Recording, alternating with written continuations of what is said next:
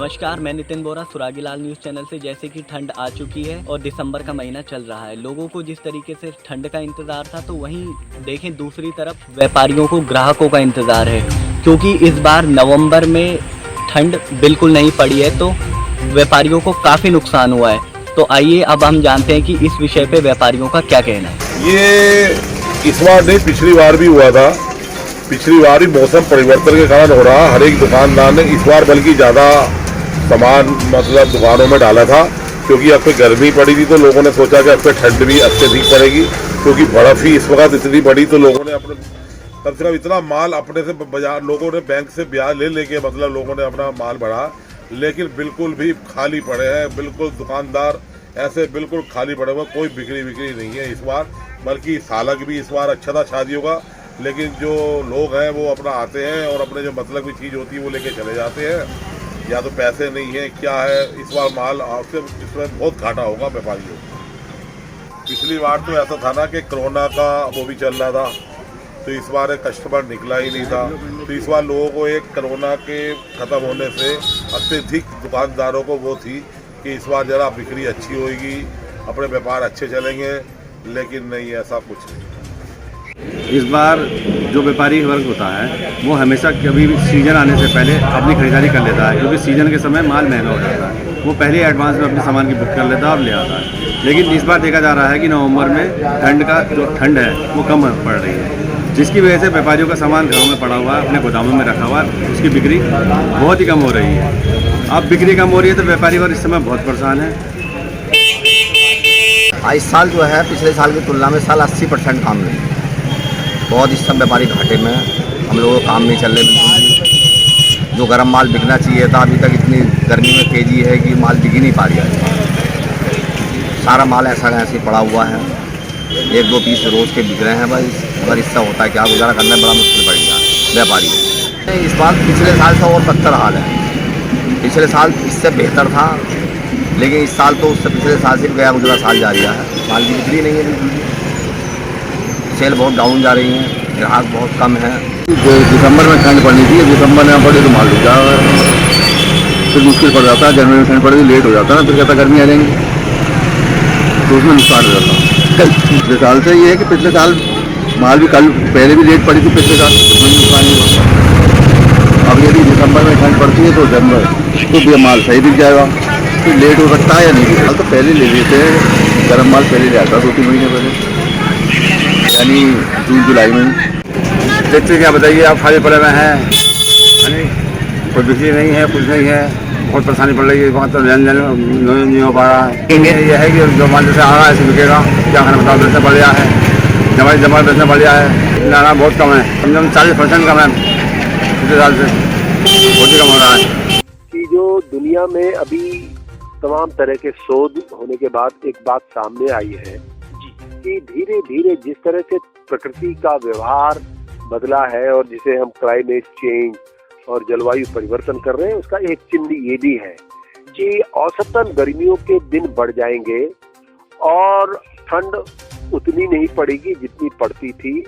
और दूसरी बड़ी बात यह है कि शुरुआती दौर से ही जब गर्मियां शुरू होंगी तो आपको बड़ा तापक्रम झेलना पड़ेगा। पिछले वर्ष की आपको याद है कि मार्च में ही प्रचंड गर्मी का सामना करना पड़ा। तो ये इसलिए सब कुछ है। और जो तुलना आपने पहाड़ और उसके बीच में की है, ये एक फैक्टर और जो है जो काम करता है वो होता है पोल्यूशन। क्योंकि शहर का कोई कोना ऐसा नहीं बचा है जो रोज हर सुबह से शाम तक गाड़ियां न दौड़ती हो।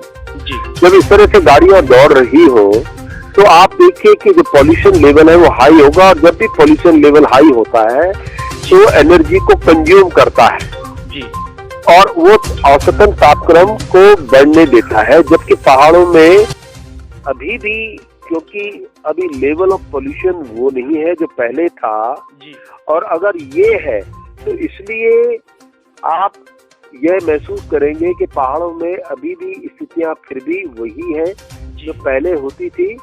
लेकिन आने वाले समय में अगर इसी तरह से हमने व्यवहार किया तो पहाड़ों की भी गत वही होगी जो कि मैदानों की है। दूसरी बड़ी बात यह है कि जलवायु परिवर्तन का अगर कल आने वाले में समय में सबसे पहला और बड़ा असर पड़ेगा तो पहाड़ों पर ही इसलिए पड़ता है कि 1 डिग्री सेंटीग्रेड टेम्परेचर बढ़ने का कल्पना, अगर आप हिमखंडों पर कल्पना कीजिए कि 1 डिग्री सेंटीग्रेड टेम्परेचर बढ़ गया तो हिमखंडों के क्या हालात होंगे।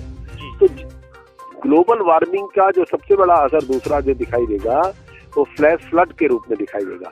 ये जो बाढ़ आती है, क्योंकि उमस पैदा होगी, उमस को हवाएं लेके ऊंचाइयों में जाती है, फिर वो एक साथ बरसता है, क्योंकि औसतन तापक्रम पृथ्वी का बढ़ेगा और महीने गर्मी के ज्यादा होंगे तो उमस भी ज्यादा होगी, और उमस भी ज्यादा होगी तो बार बार आपको बाढ़ों को झेलना पड़ेगा।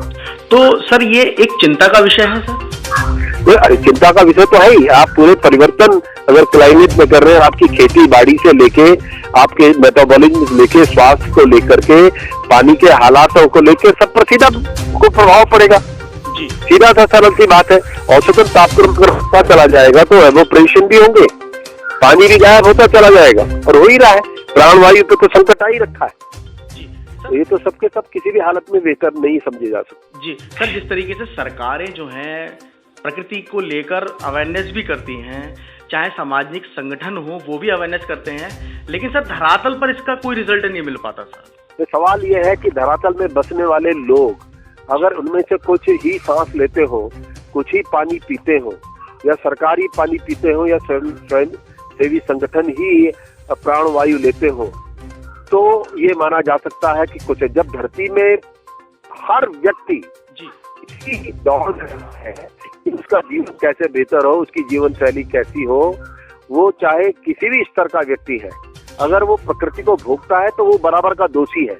उसमें किसी वर्ग विशेष को आप दोष नहीं दे सकते। हम उस वर्ग को दोष ठहरा सकते हैं जिसका सीधा दायित्व हवा मिट्टी पानी को लेकर किसी एक का, एक सरकार का, एक देश का दायित्व नहीं है। ये सामूहिक दायित्व है, जो भोगता है उसे जोड़ना भी चाहिए और समझना भी चाहिए।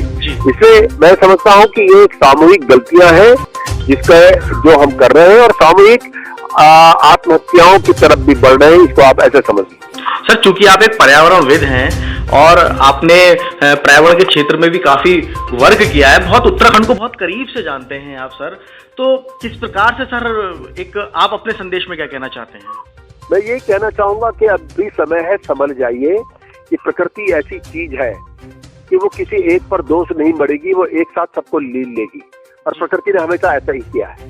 तो इसलिए हम सबका ये सामूहिक दायित्व बनता है कि हम प्रकृति के साथ सही व्यवहार करें और उतना ही भोगे जितनी आवश्यकता है।